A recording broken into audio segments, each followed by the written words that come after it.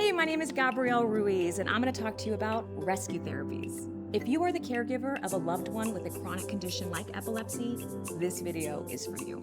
Caring for someone with seizures, especially complex or uncontrolled seizures, can be complicated, overwhelming, and exhausting. Sometimes your life may feel out of control, but there is hope, known as rescue therapies.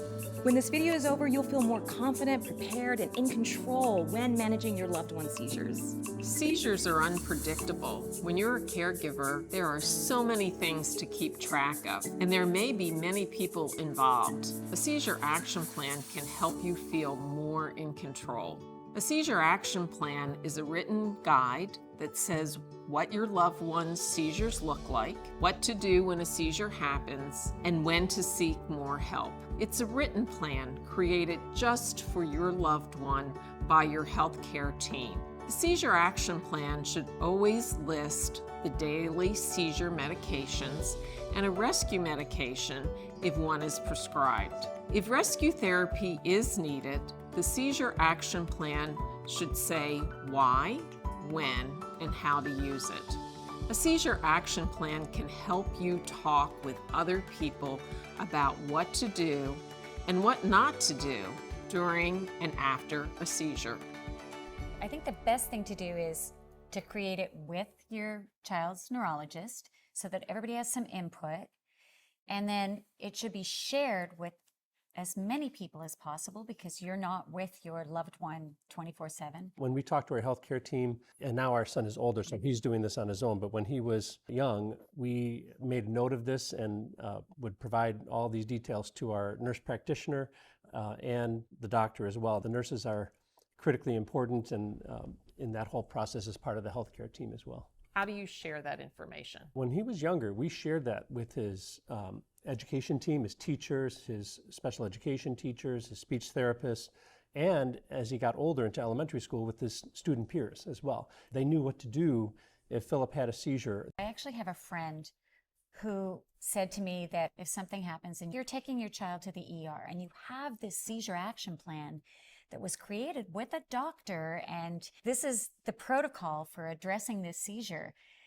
She found that sometimes when she's in an ER, they'll say, no, we're going to do it this way. She'll argue with them, try not to argue, but it ends up being a bit of a battle trying to get them to just really follow this protocol. Everybody's epilepsy is different. We really have to look at the individual and what plan has already been established for them. And people have to really pay attention to that because it was established through trial and horrible errors. Rescue therapies are prescription medications designed to interrupt and stop a seizure or group of seizures. They can help with any type of seizure. Rescue therapies usually work fast, within minutes. Talk to your loved one's healthcare team to see if a rescue therapy can help with seizures. Fewer seizures can make life easier for you too. There are several new options available for rescue therapy. So even if you have talked about rescue therapies in the past, it's important to talk about it again. Don't wait for the healthcare team to bring up rescue therapies. You can start the conversation. But remember, and this is very important, a rescue therapy is only to be used at certain times, as instructed by your healthcare team. Rescue therapies are not to be used every day like other seizure medications. A rescue therapy does not replace the seizure medication that's taken every day. A plan for rescue therapy must be specifically tailored to each person. You and your loved one and the healthcare team will work closely together to see if a rescue therapy is right for your loved one. My son Theo he just turned 20 and he's a full-grown man. So I have to be very careful when he's having seizures to keep him safe and also to keep me safe. The seizures could happen at any time. They happen multiple times a day.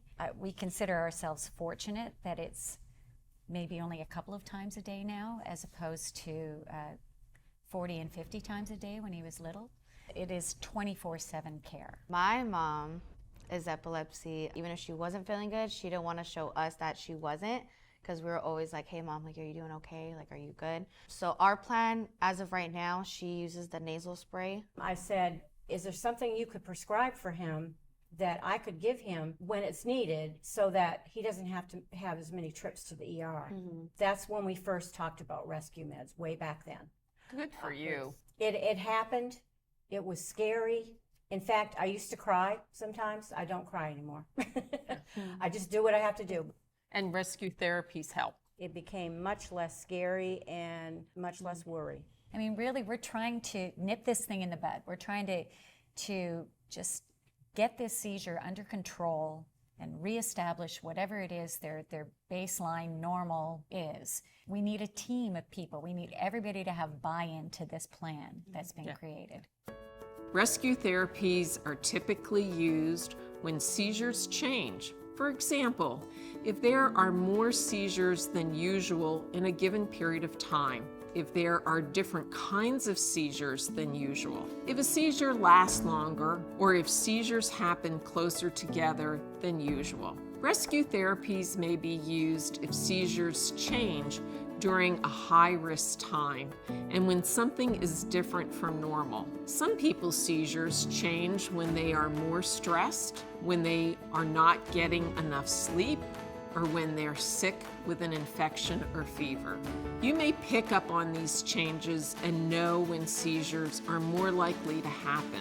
When seizures happen more closely together or more often than usual, they may be called a cluster of seizures or seizure clusters, or they may call them groups or periods of increased seizures. You may have other words to describe times when seizures are more likely to happen. Some people may say they're having a bad day, or longer seizures, or breakthrough seizures. The important thing is to tell your healthcare team as much as you can about any changes you are experiencing with your seizures. What's the word you use to describe these seizures? Cluster. Back to back. Sweaty palms. Talking about seizures and epilepsy, especially with your loved one's healthcare team, can sometimes be intimidating and confusing. Don't assume your healthcare team understands exactly what you want and what you're saying. Make sure of it.